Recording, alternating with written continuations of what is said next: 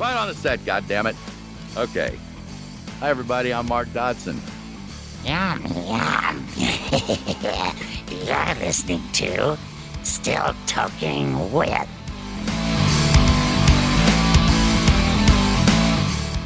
This week, Ben, Jeff and Leo are still toking with the incredibly funny comedian Preston J Taylor. Preston has a new special called Farm to TV, which is available for free on Tubi TV. Before his coming out party with Farm to TV, Preston performed for years at Hollywood staples such as the Ice House, the world-famous Comedy Store, and Jon Lovitz Comedy Club, where in 2012 he was dubbed runner-up in the LA's Best Comic competition for up-and-comers. As an homage to one of his favorite comics, Rodney Dangerfield, who was meticulous about the timing when on stage, Preston set out to nail his set for the special at 65 minutes on the dot. Farm to TV was shot and performed one time through, one night only, and originally stamped at exactly 65 minutes with no stage clock. Get ready for a kick-ass show shortly after these important messages.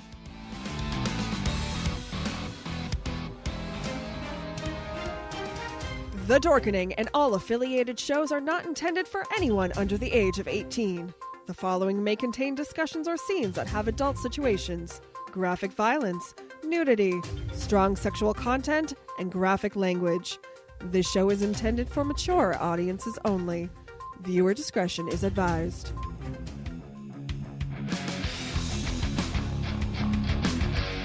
But thank you all for joining us. Thank you. It's been a lot of fun.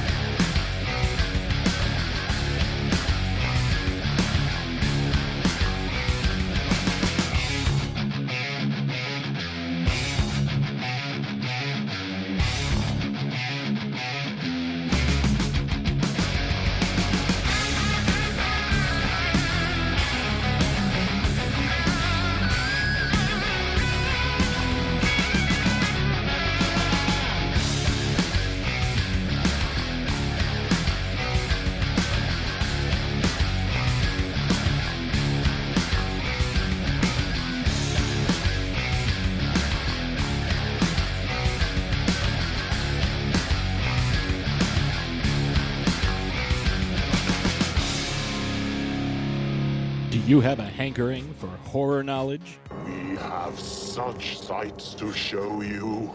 Do you require raging retro reviews? Do you desire discussions with devastatingly dashing dorks? The Dorkening Podcast Network has nearly 30 shows to satisfy all of your nerdy, geeky, and dorky needs. From horror reviews and celebrity interviews. Hi, I'm Adam Green, the director of the Hatchet films and the star of Holliston. Hi, this is Dominic Pace, who played the bounty hunter Gecko from The Mandalorian. Hi, I'm Mike Price. I'm a writer on The Simpsons. I co-created F is for Family. Hi, guys. This is Dee Wallace from E.T. and Cujo. Hi, my name is Kurando Mitsutake, director of Gun Woman and Karate Kill. Hi, this is Samantha Newark, the voice of Jem and Jerrica from the original Jem and the Holograms cartoon series. As well as nostalgic trips into the past, pop culture, the latest in entertainment news, and so much more. Featuring a variety of shows and hosts that will simultaneously enrage, enlighten, and entertain you.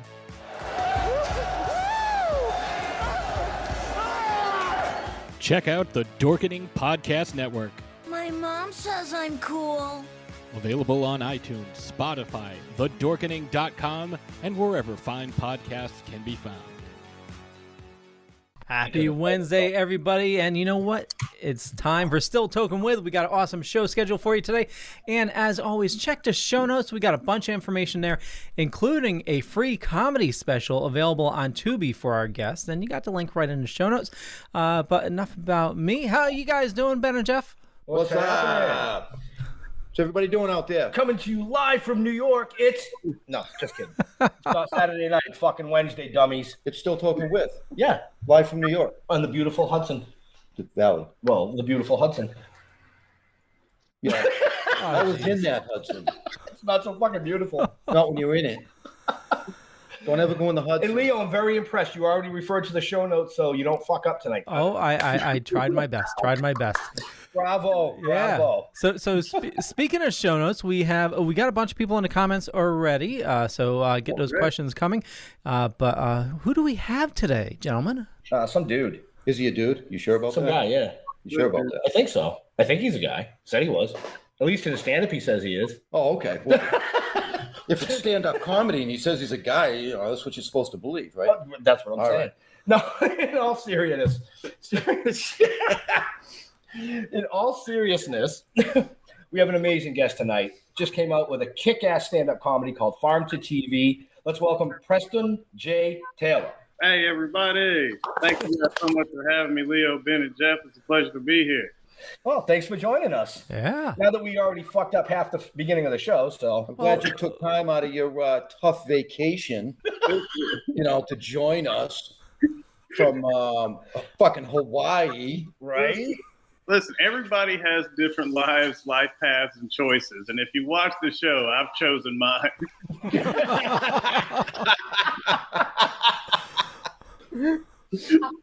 Oh, yeah. All right, he's giving it to him already. Look, there was no secrets in it, right? What did it say that my mom said that I spend my smoking and having sex? So, Right? Don't rush it. Well, I heard through the grapevine it was solo, though. The sex, that is. The sex. Yeah, it had something to do with NyQuil. Right. I would say, heads up. There are those times, by the way. It doesn't even matter if I do have sex. I'm still jerking off before I go to sleep. I don't care if I do it 10 times. It's a habit thing, It's kind of like you brush your teeth when you get up. I jerk off to go to bed. Yeah, but how many times is that before or after the NyQuil? I've never ever gotten after, like one time I've gotten it done after the NyQuil. NyQuil takes, you could be mid there and just... NyQuil's undefeated, I swear. So when you need to do that, you should be trying Dayquil instead. Now that's not a bad. Just finish up. Girls like, why are you jerking off and taking Dayquil right now? It's 11. Lady J is asking, what are you vaping, Preston? I am vaping a concentrate, live resin diamonds, which are from who are they from? Cushmart in Los Angeles, and it's an apple fritter live resin diamond cannabis in a vape pen. So yes, cannabis indeed. Cannabis? Yes, indeed. All the good cannabis. That's our producer who just walked behind you, or behind me. And that's our editor. Listen, most people don't know. See, we're just the fun people. Those are the most important people of the show right there. That's what I've learned. Yeah, we let them think that. Oh, well, we always give our producer in the production down here a shout out when we're on. So I don't know if you're familiar with Bill Diamond or Bill Diamond Productions, but if you look over my shoulder, you can see there's Emmys and Rondos and all kinds of cool stuff in the little case back there. We switched it up tonight. But if you just Google Bill Diamond and look at Wikipedia, that's all I have to say. Right. I mean, he has one of those cases that looks like, one of the guys that got called in from ESPN, and he has all his trophies behind him. And you're like, oh, yeah. We get it, Bo Jackson. You're fucking you're kicking ass. I get it. We had to make sure we had to narrow the shot so that so that it was more humbling. Yeah. We don't need to show you everything. Right. So anyway, enough about us. Let's get back to why we're here, which is you. We've already found out that you jerk off with NyQuil. We're going to change that up and get you some Dayquil so you can stay awake. Okay, let's try to bring it back on the tracks here. So you have a new special. We were on track. I thought we were nailing. I did too. Farm to TV. What is this all about? I know I watched it. I know you guys watched it. For the people that are watching live now. I watched it. Yeah, I watched it as well. With Jeff, I didn't see it yet. No, listen, I appreciate the ad revenue because that's exactly what I got from those 2 watches. Please, if you're ever bored and you just want to put something on mute, just go ahead and throw that on again. I'll take more ad dollars. Well, that's a great thing. That's how Tubi works, and Tubi's turning out, from what I hear, is great for people that are self-publishing or indie creators, I sense a lot of people are going to go to Tubi because Amazon keeps on taking people away, Yeah. and I really think people don't know this, but I'll give them the facts. VODs, as far as your Voodoos, your Crackles, right? All these video on demand. Tubi pays a lot. Tubi pays way more than anybody. It's a lot. And then you realize though when you watch the show, the ad revenue is coming from your Schicks and Fords, and like they have big ad revenue dollars, so you see why you make so much per view. Yeah, right. I watch a lot of Tubi actually. Yeah, I loved it. Once I found Tubi and I knew I was going to be on there, I started using the service. I was like, oh my God, why don't more people know about Tubi? I was like, this is all free. And the ads aren't annoying like on Hulu. You watch Hulu, you get like the same ad like 7 times in a row.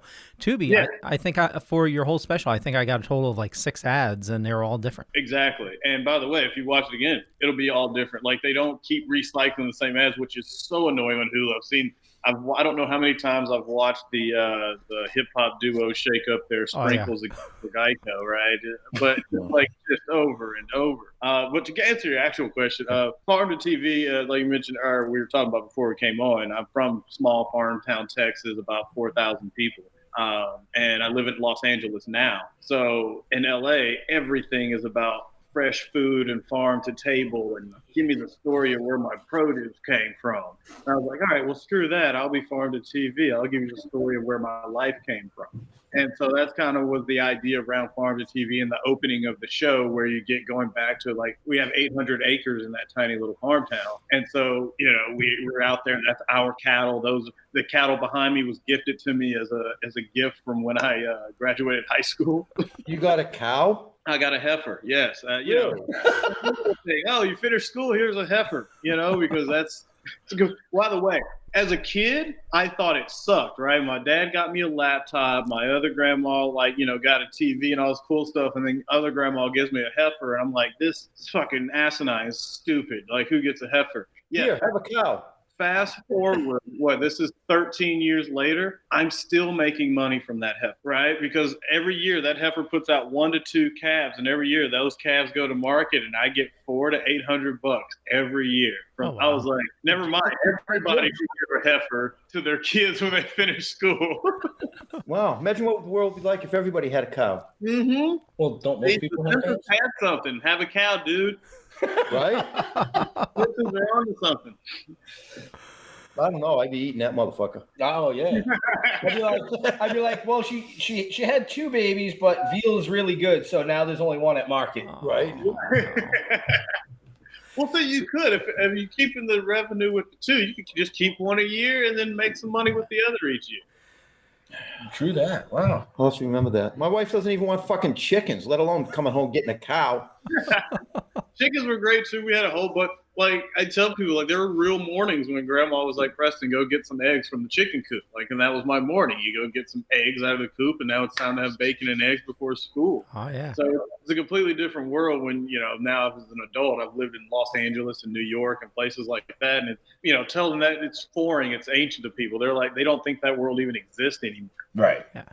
I grew up on a small farm myself, and nothing beats eggs straight from the chicken. You get it nice and warm, like when it was just laid. We have fresh eggs. Well, no, it was just the way Leo said it. I was kind of concerned that he was out there like up the chicken's ass. Give me the eggs.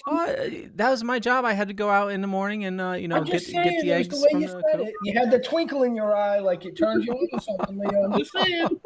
Is that better, Ashley? You don't have to finger the chicken's actually the only animal that you have to go up to on the ranch right? On a real ranch, the only animal you have to go into is the cattle, right? You got to go into the prostate of some cattle from time to time to help out and maybe pull out a calf that might, be stuck in it.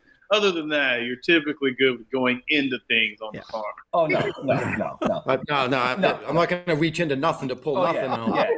Are you having trouble? You want me shoulder deep? Oh, no, that's not happening. Sorry. That's where you draw the line. Done. I'm good at fishing. I was cool with a little bit of hunting, but now you're Right. City's fine. Yeah. I'd be willing to put my arm in plenty of places, but a cow ain't one of them. By the way, on the second half of Farm to TV, there's some people I know that are in that audience that would happily have a conversation with you about putting your arm places. See, this is why you got to watch the show. You know that there's an area in there just for you. I prefer catfish.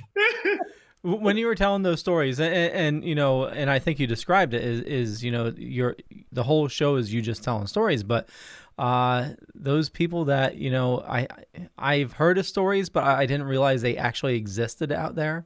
Right. You'd be surprised what people do to a cow. No. Okay.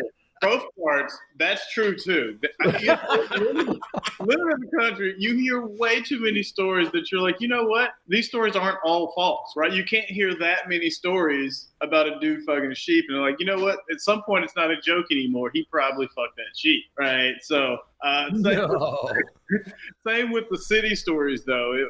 It was kind of fun to tell some of those stories, about, making fun of the Michael Jacksons and R. Kelly stuff because there's so many variations of, weirdos. Some dudes don't want anything sexual. They just want you to fart in their faces for $1,000 an hour. Suddenly, your gastrointestinal problem that you thought sucked your whole life has turned into some freaky dudes. You turned into your retirement fund because on Wednesdays you make $3,000 a week, farting in Hey, we might have a future. Whoa. What's this wee shit? By the way, that story happened, and I actually didn't do it, but the story came from my second month in LA. I was looking through weird Craigslist ads to find another kind of show to be on, and it was in like this weird section where he was like, "Yeah, no, I know it sounds like a weird thing, but it pays good money." I was like, "Oh no, it's a weird thing, but it does pay good money." I was like, it was like $200 per fart. I was like, wow. Jesus Christ. Well, at least now we know why you're on vacation in Hawaii. And how you got there. I did watch the stand-up. I'm just telling you, Preston, Listen, $2,000 to do what? I'm on my way? Oh, yeah. All I got to say is I got friends in great places, and who says no to a vacation in Hawaii, right? I'm just shocked that I'm 57. I'm just learning I could have made money on all my farts. Bro, I mean, seriously? Well, you know what? It took social media, right? It took all these things to finally connect all the weird people that used to be on those weird back mailers where you used to have to write in about the swinger party. Like now you can actually get everyone together with their weird fetishes and you don't have to go as far.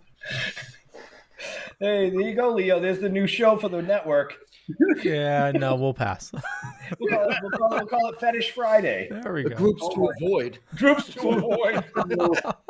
You do a Fetish Friday show, and you'll have way more people than you anticipate. There's a pay-per-view show, Leo. Yes, there's your paywall show, okay, right? but here's what we need to do. We're going to turn Jeff's bunny slippers into a furry suit. Oh, God, yes. That works for me because there is, and he would have to wear the furry suit. Yep, so. exactly. By the way, the following would be through the roof if you wore that furry suit, Jeff. If you wore that through the roof, what the fuck?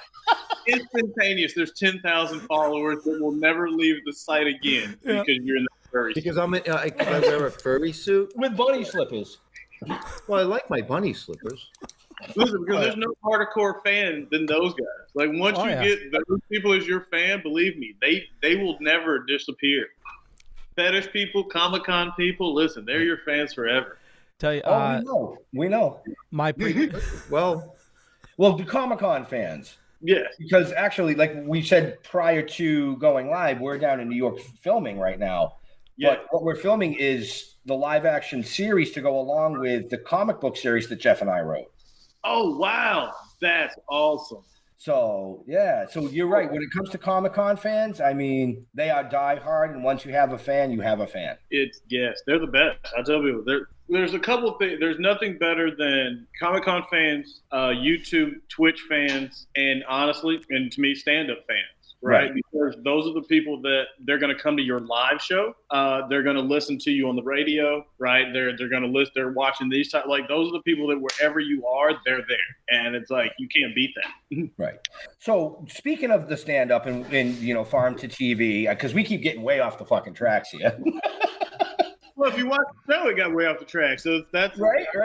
What got you involved and interested in actually doing stand up comedy? It's funny you say. I was a very shy kid growing up. Comedy. What got me into comedy were my friends in high school. Like I loved watching other people laugh. And then Eddie Murphy. I'll never forget. It was the movie Boomerang with the toes, and watching my mom, big mama's boy, watching my mom in the movie theater just laugh her ass off when she's like, "Oh, not the toes, not the toes," but she's covering our eyes because we're like 9 and 10, my little brother and I. And she's like, "No, you can't see this part. There are adults in the bed." All right, but listening to my mom laugh that hard, I was like, I want to do that to my mom. I want to be the person that makes my mom laugh like that. Right. That was kind of one of the first instances that I knew I was really enjoyed comedy. But I was very shy about comedy and I didn't do anything comedy-wise until after college. I started writing in 2007. I finished college in 2008. And then my first performance, I moved to Los Angeles in 2008. My first performance was in 2010. And it was actually after living 3 months in New York. I used to runway model. Such a weird life. Don't tell me underwear. Yeah, it was. And so underwear and NyQuil. I don't know what you go from the country and milking cows and then you just walk around in underwear. But so I'm in New York for 3 months one summer, and New York is, if you're in the city on the island, it's a different animal, right? You got people playing violin and doing shows down in the carts while you're riding on the subway.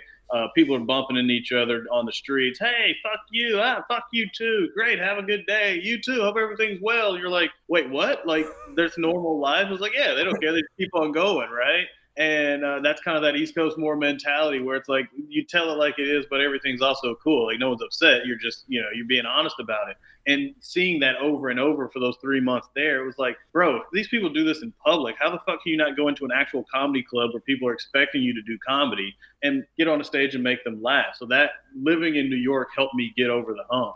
And by the time I moved back to LA, within the first 10 days of being back in LA, I went up and did my first open mic. No. What made you think you were funny? Hey, that's a really good question because a lot of people think they're funny. And a lot of people think, especially with all the specials coming out now, right? Oh, God, look at that. I'm funny in my group of friends. I can do that. For me, it was the fact that, like, starting in junior high, I'm shy. I wouldn't say much, but I would whisper kind of things to people under my breath, like to one person that could hear in a crowd, and they would always laugh. And as I got older into high school and college, the crowd kind of got bigger. And then I met someone that was from Los Angeles and moving out there. And they were like, you know what, you're not just friend funny. It's like, you're kind of funny to a broader audience. Maybe you should try this. And that's when I started writing in 2007. But it still took another 3 years before I ever even got on stage. Good point. Good question. It was a good question. It is a good question because so many people, like, by the way, a lot of people are funny. A lot of people, like everyone has a funny uncle or a lot of people are funny, but there's a difference between being funny with your friends and being funny in an empty room full of, 100 new people that don't know you, right? Now you have to relate to 100 people that don't know you. That's a different level of funny and craftsmanship that, I think it takes when you're talking about being a stand-up or doing some type of improvisation. So there's, most people are funny. It's just that most people aren't funny. Ha. Yes, really. It really is. I think. Go ahead, Leo. I know you want to say something. No. I'm loving the story, but also you talk about practice too. A lot of people think, hey, I can just go out there and do it, not put in the effort, and unfortunately, a lot of people think that way. That things are just going to be handed to them, but you put into practice, and you said it's been what 12 years. You've been working on this? Yes. It's funny. So my friends here, we were talking about that earlier because they're in entertainment as well. And we're kind of talking about that facade that people don't see. I'm 12 years, 13 years in now. I still prepare 2 to 3 hours for a 5-minute show if I'm going to still go pop up in on an open mic. And people are like, what? I was like, I have 10 years of material. I know it backwards and forwards, but I still pull out the stopwatch, old school, like I'm Rodney Dangerfield, and I get in front of the mirror and I work on my damn craft. And by the way, I performed it 600 times too. It doesn't matter. I need to be on that night, Right. You kind of have that Jordan mentality of, there's some kid that's, buying a seat up in the Raptors for the first time that hasn't seen Michael Jordan. So that's why I have to be Michael Jordan tonight. And I know I'm not damn Michael Jordan, but, at least there's some maybe drunk asshole that's having a bad day and maybe his boss is a dick at work and he just needs a good laugh. Damn it, I want to be the guy that's on that night and give him his laugh, right? I want to make him spit that beer up. So I do put in a lot of work and effort. I mean, I probably put in 6 months, night in, night out. There's a special thanks in there to Angelica Pace at the end. She came in every day after work, and people like her, that she heard that show every night, 2 times a night for 6 months straight. Do you know how annoyed that woman had to be with me to hear that damn show over? Like, it takes a lot of work and a lot of effort on a lot of people. So that's awesome. So being funny takes practice. I'm telling you. So keep fucking practicing. Well, one of my favorite things, a lot of the comics tell me one of their favorite moves is the part where I duck out of the lights in the show and I'm doing the fake jerk off into the whatever woman is in the front row. Yeah. I've done that 1,000 times. That was one of my earliest things that I started doing in comedy. But it took time to perfect the timing of the move out of the lights and doing it. And every time it's been different, and sometimes I've time, but it's like, you never know. So, by the time it's been on the show there, that's probably the 1,200th time I've done that, but I'm supposed to make it look like it's happening naturally and like, oh my God, it was such an accident. I was in the lights. Let me come down. Did I read so that? is that just like a visual effect in the dark, or do you have like compressors and hoses hooked up so you can actually make it work? If you watch the special, if you watch the special, you see that he locks eyes with a guy first. That's the funny part. Yeah, it's always the funny part. And by the way, I have to give ode to there's a very it was this. I always remember it because Mr. Belding ended up being the judge. But in 2010 or 12, after I was 2 years in, the funniest comic in LA, and there was this guy that no one knew, and he was funny as hell, but he would come in dressed up as a homeless dude, but he drove like a McLaren F1, like he drove like a $250,000 car, and he'd park it right out front every time. He'd come in and he'd do this weird homeless act, and he would do that move, like he would, and I was like, sir, I want to change it. I want to make it nasty, because it was this nice little thing that he did. And he was like, yeah, bro, I'm not going anywhere. I really just do this for fun. He goes, if you want to take something out of my act, please do. And I was like, I just didn't want Carlos Mencia it. Like, I didn't want to steal it, He was like, no. He goes, please. And I was like, I'm not going to do the exact same thing, but I'm going to do something similar. And then I saw the show a year later. And he goes, okay, no, that's completely almost different. I was like, yeah, but it's still your move with the duck out of the lights. And, oh, excuse me, I just jerk off into a guy's face mysteriously.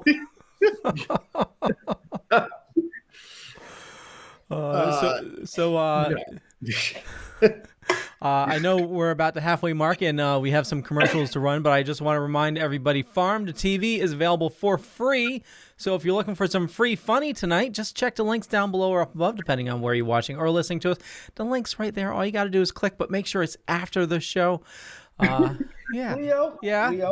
Did you get a good night's sleep last night or something? You are fucking on point tonight. No, it's called for the first time in months. I mean, like months. I do glow, and this is just my first time seeing it. Right? Wow, I've been. You hit the commercial break number right on cue, right on time. I mean, the show notes twice. Wow. Bravo. Well, thank you. It's that. It's that little braiding you gave me off show that really kicked me in. No, I'm joking. Were you being mean to Leo again? Never. Never happened. So like I said, show notes, Tubi, and it's free. It's absolutely free. You just get some commercials, only a couple commercials. But speaking of commercials, we have an awesome sponsor, Deadly Grounds Coffee, a little mom and pop shop right here in Connecticut. Make the absolute best coffee you'll ever have. They even have a s'mores flavor, which I'm dying to try. But anyway, here's a zombie talking about coffee. Everyone thinks because you're a zombie, you don't know good coffee. Well, they're wrong. There's only one brew that gets my seal of approval. Deadly Grounds coffee is my guilty pleasure. The aroma is so intoxicating. It brings all of my neighbors out of the woodwork. Deadly Grounds coffee. Coffee to die for and zombie approved. It's good to get a little deadly. Use the front door! Oh, they're so disgusting. So just head on over to getdeadly.com for more information. And also in the show notes, you will find a link for, hold on, I got the information right here. It's a little thing called Toking with the Dead, Episode 1. And here's the trailer. If your world was turned upside down, what would you do?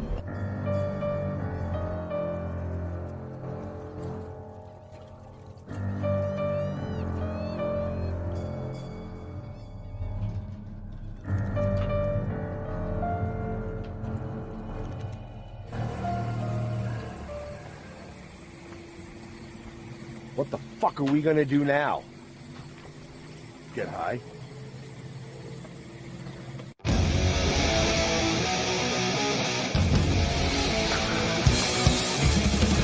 We are the watching. We are the waiting.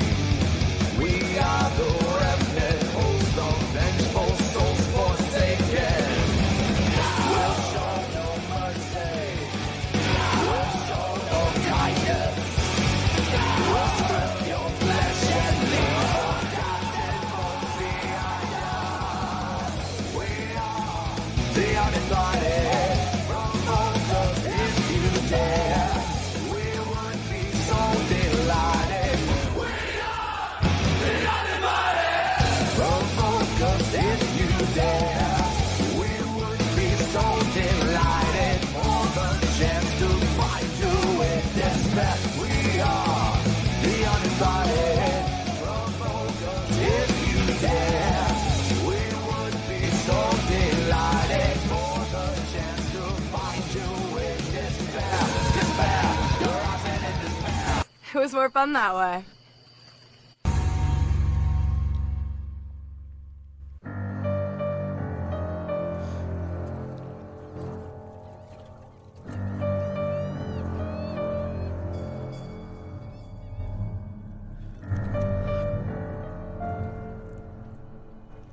So Token with the Dead Episode 1 is available in the show notes, and that one is not much. It's only $1.99 to check out. It's on Vimeo.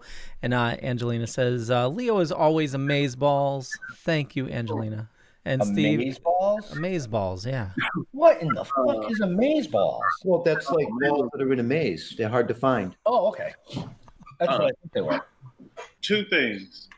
One, when Netflix picks that series up, can I do a series arc? Two, was that spike handle made out of a bomb? Yes, it was.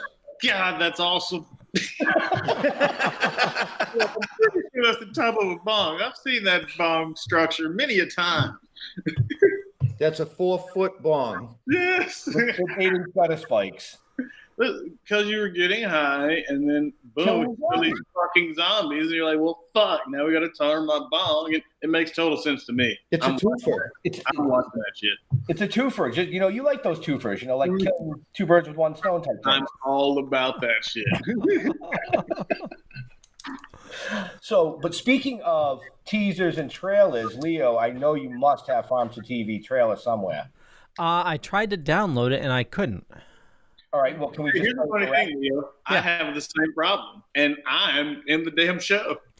Yeah, it's because they made stupid changes to YouTube. They killed the API where... You can't turn it off. I've tried to do it myself, and so, and the direct link is too big from the actual studio. So, I'm screwed. Yeah. Well, tell you what, why don't you guys chat? I'm going to see if I can do a little magic. Chat. We'll put that back. Chat. Bro, if he pulls some magic off and actually does some of that shit from the movie, that whatever that 21 weird, now you see me, or that's amazing. Yeah. I'd like to see like a rabbit screen behind him. I'm like, first of all, Leo, did you plan to do magic while this happened? Like, you planned this entire production just in this moment, didn't you, Leo? I did. Now you know why we love him. He makes us look good. This angel just pops up right behind you. So I'm just going to do a share to screen. Clint normally leaves gives a file, but he didn't for this one. That's why I didn't have it. But here we go. So people will just be able to hear you if you're talking over it. But here we go. Farm TV. Oh, so we got to be quiet. I'm from a small country, racist little tiny place in the South called Texas. It's backward out there. I loved it, man. I loved growing up in the country, man. The one thing I couldn't stand was idioms. Things like kill two birds with one stone. Who are these people still throwing rocks at birds? We have guns now. Shoot those motherfuckers. People always like to say, Preston, laughter's the best medicine. NyQuil, by far, is the best medicine. You ever try to drink half a bottle of that and beat off before you go to sleep? Lose every time. Do y'all not remember Michael Jackson ride on top of that SUV? As soon as I saw him, I was like 7 years old. I saw him riding in on that button-up top on the top of that damn black SUV. I was like, wow, that is guilty. I knew this billionaire and we had some sexual differences. So I get a call one day and he said, Preston, I'll give you $2,000 if you'll come out here and pee on somebody. Yeah, no, I'll be right there. Ladies and gentlemen, my name is Preston Jacob Taylor.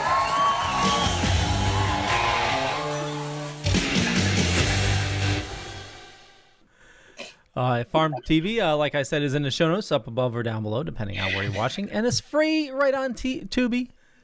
You can't beat free. It's hard to find Farm free stuff. TV. Gas is high, lumber's high, everything is high right now. So we're high. Yeah, we're high. Everything is high right now. Yeah, the lumber, I don't get that. There's memes about the lumber now, like being a high price. Like I don't get that. My wood ain't getting any more expensive. Yes, that's what I'm talking about. Because it's outdated, Jeff. Yes, but at least I'm sporting a Gandalf. Holy fuck! By the way, on that part, probably one of my favorite parts of Farm to TV came from a heckler. And and most people don't catch it, but it's the joke right at the end of the part where I moved to LA. I'm 23 and I'm dating the 64-year-old woman. And I'm talking about after we have sex with each other, we sleep in separate beds. To me, that is subtly one of the funniest things about that special. Because if you're older, you get it. Younger generation doesn't get it. But it's like in 1950, you don't understand this, but your grandparents and great-grandparents slept in different bedrooms completely. They didn't go to bed together at the same spot. Right. So, one night in the club somewhere, this drunk guy just screams that out after I finished that joke. And he's like, oh, after you finished, did you sleep in separate beds? And I was like, that's fucking hilarious, bro. I was like, what are you drinking? I was like, I owe you a cocktail for that because that's the best heckle I've ever gotten. And guess what? Now it's in my show. Right, exactly. Because I was like, oh my God. I was like, that's so accurate. I was like, I just talked about Murder, She Wrote and all these other, Perry Mason. I was like, this is great. Well, actually, the younger generation should get that joke because they make that joke in WandaVision. Not the, yeah. Oh, we just went 0 to dork in 3 seconds. Yeah, in WandaVision. Yeah, well, it's during the 50s era. They're sleeping in separate beds and they want to get it on. She does her little snap and the beds go together. Yeah, that was the move. People which cracks me up because I brought that move back without knowing that it was a 50s move. Like, I just always did that. I was just like, oh, God, it's hot. You want to go sleep in the other room? Like, that was just always my move. So I'm just glad that WandaVision helped remind people that it was normal at one point. Yeah. Steve Jordan says, yep, they slept in separate beds back then. Funny thing, it was something to do with some sort of stupid blue law. Yeah, so if like two people are in the same bed in the on TV, one person had to have like their foot on the floor. That's hilarious. Yeah. They had to have their foot on the floor? Yeah. So Is that because they drank too much and the room was spinning? I mean, what's going on? It was part of the law for like when you're filming, it's like a decency act. Kind of like you can't have a real cigarette now. It has to be the fake. Yeah. Oh my So that's hilarious. Yeah. Well, I wonder who the first one was to use a dummy leg. Yes. That's where it came from. So since we're talking dork, I'm just gonna ask my dork question of the night. What software were you selling for $10 million? Oh, man, that is a great dork question. And by the way, I'm glad you asked it because finally you can tag Elon Musk in this episode. That's right, Awesome. Elon. I'm fucking coming after you. Dogecoin and all your stupidity. Dogecoin is not stupid. No, oh, jeez. His stupidity. Yeah. The coin is, I'm all about my altcoins. I love my coins. But I was in the Silicon Valley. At the time, I was selling third-party risk management software. So I tell people this to just to mess with them. I was like, our biggest customer was Microsoft at the time. Imagine Microsoft in 1980 built everything in Washington at a little plant, and they had their microchips and the computer and their screen, where today they have 230,000 third parties that they work with. And the rules in our government say that you're responsible. So if one of your third parties uses child labor, they're not responsible. Microsoft's responsible. Yep. So what type of payment system do you have, or payroll system that takes care of 230,000 third parties on top of your, 500,000 employees? Yeah, exactly. It's really hard to track what every company around the world is doing, and you're not trying to get fined billions of dollars. Our software was automated to protect against those types of things. And so when you see these big, CFPB fines or big fines from, hey, this company did something really bad, Apple, and, you did something with child labor, and it wasn't Apple. It really was some weird company that makes some weird small piece of their phone, but it's Apple's fault. So they're the ones that have to pay the $1 billion fine. Nice. Yeah. But our software was to say we helped mitigate that, meaning that stuff slips through your cracks. Our software should catch it and say, hey, this weird company that, manufactures your rhodium is, a red flag. They might use child labor, and they might be, doing bribes in Brazil, and that's illegal. Wow, that's crazy. I get it. I work for a insurance company. There's like a whole department for like risk management, and it's a big financial business. viability risk management is huge. Yeah. Nice. Well, good for you. That's a good way to I don't make some know what the fuck they're talking about. So, Yeah, I did not know that. the fun part that we You should know quite a bit about software.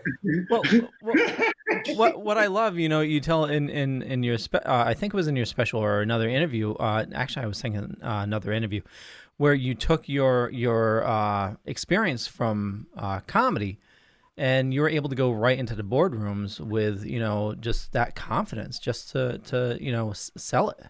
Okay, this will make sure I tie Elon in.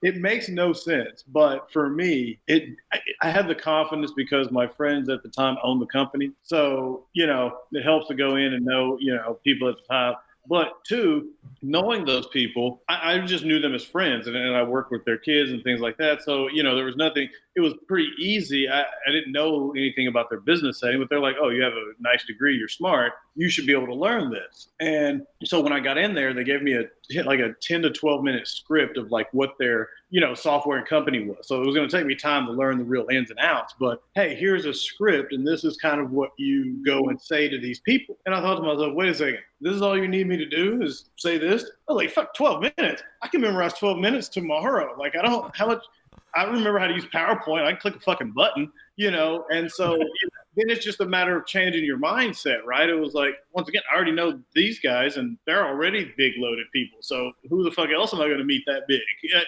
doesn't matter. And suddenly, instead of a microphone and 500 people or 1,000 people, it's a microphone and 5 people. Fuck 5 people. What, you want me? I need to read this to 5 people? Cool. I'll be right back. Like that shit. Like, but for them, it's a different world, right? Because for them, it's, hey, I'm in the CFO's office and the CIO, and this is really, really important because apparently their dick's bigger than mine. No, I don't know. Like, why are you so terrified of that person to go, like, fuck them, right? Like, but they don't have the mentality I do because they grew up in a business world that said you're supposed to care what that person's title was and, you're supposed to be scared. I was like, fuck you. You're just in the crowd and I just got to sell you, I'm just selling you the show. And so you're selling the funny now instead of being funny. I'm selling you something that's software and that's tangible.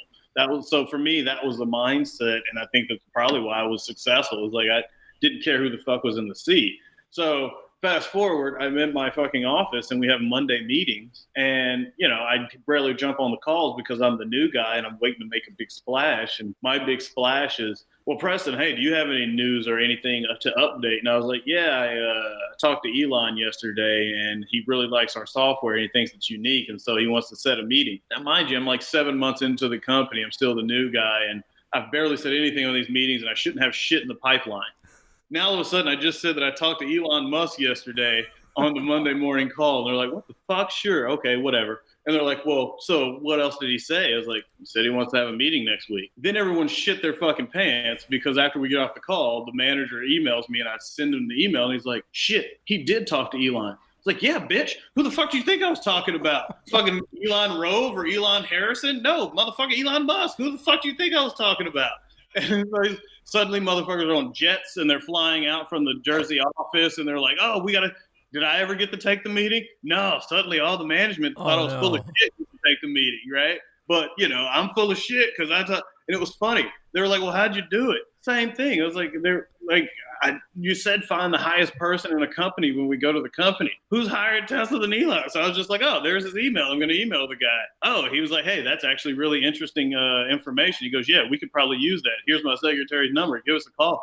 They were like, huh? Yeah, you scared motherfuckers. Email the top fucker. Why are you even emailing anybody? You told me to email.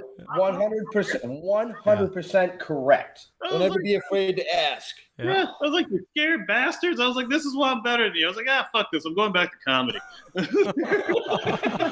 And they didn't let you go to the meeting? No, they took the meeting. An asshole. Fuck them. They acted like it was their like there was their big move. Meanwhile, they were just like shitty, like, oh, you did like, no, this is who I talked to. Here's the email. They're like, oh shit. I was like, yeah, funny story. You should do your jobs. You don't. Why'd you send out a list of emails with fucking email addresses on them if you weren't going to email the people?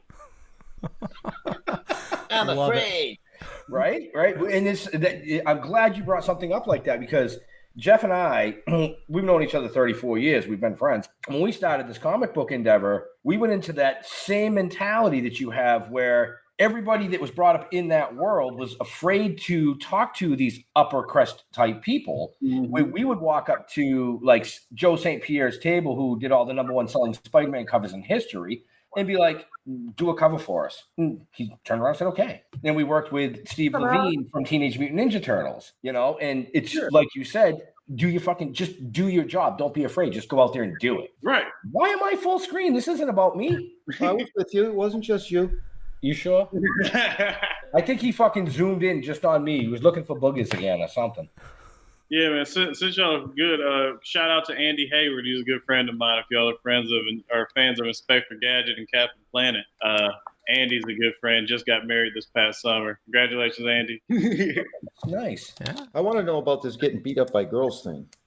Getting beat up by girls? Where did you see that? I don't know. Wasn't it here? Or did I misread? I don't know. We're reading. Who's Mama? Mama Dorothy. That's his grandma. Oh, that's your grandma. Oh, yeah. Those are ass whoopings. Those are country ass whoopings with a switch. Okay. Those were girls and domination and fetishes and more fun, but that's just my grandma whooping my ass with whatever she could find. Hot Wheels tracks, tree switches. Just, she was old school. It was like, give me that coat hanger. So Hot Wheel tracking, but, right? That was the most traumatic because after that you don't want to play with it. Like, no, it's traumatic after that. It's like Well, it's not as bad as your brother, though. You know, with the.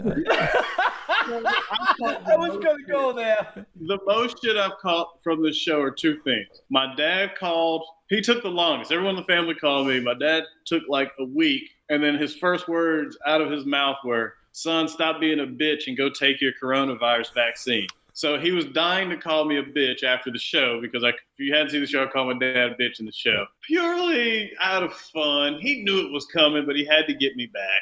And the other thing everyone has talked to me about is Boogie. Did Boogie get his ass beat with those jumper cables? My mom's like, you made me a villain. I'm not a villain. Boogie didn't actually get his ass whooped with jumper cables. But in my head, he did. And that's all that matters, all right? But we did get beat with a lot of things. My mom, she never did actually pull over the side of the road. She threatened it 1,000 times, just like every other parent did on those road trips. But she wasn't about to pull over because that's going to stop your time. And you're always trying to beat your last time. Awesome. Well, that was great. But we did catch whoopings for everything, though. I mean, we did catch a lot of ass whoopings. Like I said, Hot Wheels tracks. Pretty much every time my mom told us not to do something, hey, don't jump on the bed, you're going to break the window. She'd go to work, we'd jump on the bed, break the window, sure enough, come home. My thing was I would, sit on the toilet. Like, she would come home and I'd hear it because she was a single parent. And so as soon as she'd come home, I'd just run and sit on the toilet. And every time she'd be like, Preston, it doesn't matter how long you sit on the toilet. Like, I'm whooping your ass when you come out. Like, I used to think that I could just wait it out in the restroom. She's like, I'd come out an hour later, 30 minutes later. She's like, I'm still going to whoop your ass. Like, you're just delaying the whooping. But what Mom didn't realize is if you sat on the toilet for 30 minutes, your legs and your ass went numb and it didn't hurt as bad. Man, you couldn't feel it at all. You just couldn't feel it. But he could bump his head, though. One time I did see a weird episode of Saved by the Bell or something, where they put on an extra pair of underwear before whooping to pad it. And so I thought that'd be a smooth move. So I put it in the linen closet in the restroom and I did exactly that. I thought it was smart. Of course, my mom could see that wasn't my ass. Suddenly I have all this when I'm this stick figure of a person. And she was like, yeah, so now I'm just going to pull that down and give you extra for trying to get out of your ass whooping. Damn it, all the things I try off TV doesn't work. I got the same damn thing. Only mine was, the kids' books that were they weren't the hard covers. It was the pliable covers. Yeah. Dad came home, pulled his belt off, man. I slid that down my pants. He went, oh, really? Now you're getting the buckle. Your ass is square, son. The square imprint on your ass gave it away. Right? I mean, come on, you're a kid. You're thinking, well, I can do this. Yeah. Listen, we all swore we were getting away with it. I did. Right? The only thing my mom asked, she goes, did you really do that with that strength shoe? I said, Mom. So my mom, by the way, she did move into that house in the end of the show. And when she was moving, she did find those shoes. And she asked me about that. That's why I wrote that joke, because she goes, why were there rocks in that shoe? I was like, there are rocks still in that shoe? That was 18 years ago, Mom. That is amazing. Those rocks are still in. I did not know that was there. Oh, fuck. Talking about TMI, right? She was watching a show and finding out what your son did every time you left the house makes it real weird. Right? But there's a statute of limitation. They can't whoop us after a certain point. Right? Exactly. Now I was like, Mom, I'm 35. You can't whoop me now, Mom. But Mama Dorothy could still whoop you. Mama Dorothy very well could, by the way. I'm still terrified of her. By the way, her hat collection is up to $450 now. And like I said, it's not cheap hats. It's Kentucky Derby. They're $300-400 a hat. It's insane, man. I want that collection because I'm not going to sell them. If she passes, I'm just going to keep them in a museum. Oh, man. A hat museum. A hat museum. Just an ode to Mama Dorothy. An ode to Mama Dorothy. That should be a thing for guys. Little hats. And anyway. Guys, we don't really get that extravagant, right? We got a hat, cowboy hat, a baseball hat, right? We got a couple of hats. But, ladies, those hats for the Derby, I mean, they have all types of dressings and things. They get pretty extravagant, man. Right? Steve, 48, she's still dropping whooping too. Yeah, that's probably true. Listen, there's nothing like Southern punishment, man. I don't. Listen, if y'all are listening out there and you don't whoop your kids and you really want them to listen, well, timeout doesn't do it, man. There's nothing like a good leather belt and hat. I mean, we're 4 grown men talking about ass whoopings from a comedy special. I mean, just think of that. They last forever. Just go ahead and instill that fear into your children if you're listening and watching today. Just go ahead and even if it's just your hand, just get on in there. Just give them that right on the rump. The memories of the broken wooden spoons across the knuckles really leaves an impression. Did any of your family pull that big wooden spoon that we all have off the wall and give you? Yeah, we had the fork too. Yeah, the fork, you're right. We all have it. I don't know why every family has it. So they could fork you up. Yeah, that was one of the lamest jokes ever. It's okay, folks. It was coming. You knew it was coming. Yeah, it's allowed. It's like, okay, now you get the dumb jokes out. Let's go to the real guy. Take Preston's advice and keep practicing. Hey, listen. We're going to go from comedy to horror here in a second. For the longest, my nickname in theater was Prestizy Cheesy because I enjoyed the most cheesiest of jokes, so it's completely allowed. Ha! Well, why'd fucking die? So, Leo, where can they find Preston and Farm TV? Well, you know what? You need to watch the trailer because for people just joining in now, Farm to TV is available free on Tubi. There's links in the show notes down below or up above, depending on where you're watching or listening to us. Yeah, or up above. It's I made my rum a little strong tonight. But he's on point and he's gotten all the ads in. Yeah, I tried.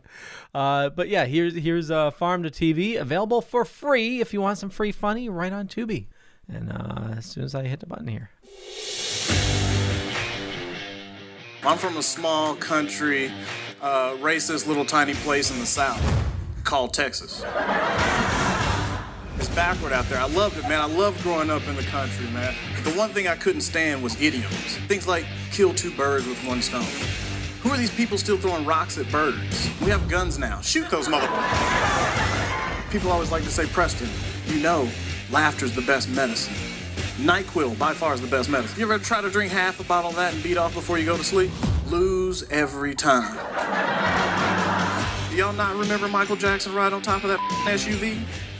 As soon as I saw him, I was like 7 years old. I saw him riding in on that button-up top on the top of that damn black SUV. I was like, wow, that is guilty. I knew this billionaire and we had some sexual differences. So I get a call one day and he said, Preston, I'll give you $2,000 if you'll come out here and pee on somebody. Yeah, no, I'll be right there. Ladies and gentlemen, my name is Preston Jacob Taylor.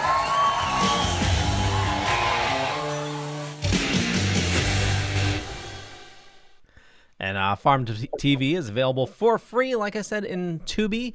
And the link's right up above or down below. For 2 generations, my family has provided high-quality tours. How are you playing now? You got the button, didn't you? By the way, I got one question. Who wouldn't pee on somebody that you didn't know for $2,000? Oh, hell, I'd do it for $10. Dude, I piss on myself for $2,000. When I went to work that night, the hostesses really were pissed at me. They were upset, and they were like, I can't believe you would do something. I was like, I'm about to go pee right now into the urinal like I do every night, and no one's going to give me a fucking thing. Matter of fact, I got to flush it my damn self. I was like, I don't have to clean off that dude I'm peeing on. I have to walk in the house, drink some scotch, pee on this dude, and leave. And someone's going to hand me a check for $2,000. Bye. I'm peeing on that dude every time I get a call. Right? You're going to start getting some really funky fucking emails. You know that, right? People are going to see this, and you're going to get an email and be like, I'll give you a check for $50,000. Shit on it. Speaking of email, did anybody ever Dropbox you from the special? So that was my sister-in-law goes, oh my God, you gave out your real email. And I was like, no, it was false. I was like, that's the start of my Gmail. No, the start of my Hotmail and the end of my Gmail. Like I mixed the two together so that it wasn't my actual. She goes, it was so close. I was like, no, I almost gave out my real one. But I'm not going to lie, there was a nice little party with a decent amount of that audience after the show. Nice. And you left with a lot of checks, didn't you? I mean, that party I threw, that party was just for fun. You got to celebrate a good show, you know? Don't be a peon. Did you find all the hiding? See, he's laughing, right? And he just got done telling you that he was always accused of laughing at the cheesiest jokes. Just saying. Fuck this, somebody. Know your judges. So before the party, did you go find all the hiding spots? Look, I did find. By the way, I did have one fun time. We did. I mean, exactly? I walked directly off of the show. I came back. You saw me cry. Then I walked right off, and I definitely got to have fun. Like, just no end. Like, I locked the door, and then we got right back. I was like, "Oh, hi, everybody. That was a great show." They're like, "Where were you at?" I was like, "First of all, did you not just listen to what I said for the last 30 minutes? I have a problem." I do too. Well, that's easy because I can just go like this. It's a whole new show. It's a whole new show. Asshole. That's me.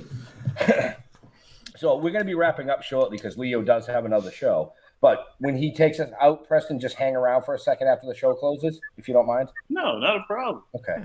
So we want to pee on you. Well, here's a funny thing, by the way. It's another one of those. Actually, didn't happen. I was invited, but didn't actually go.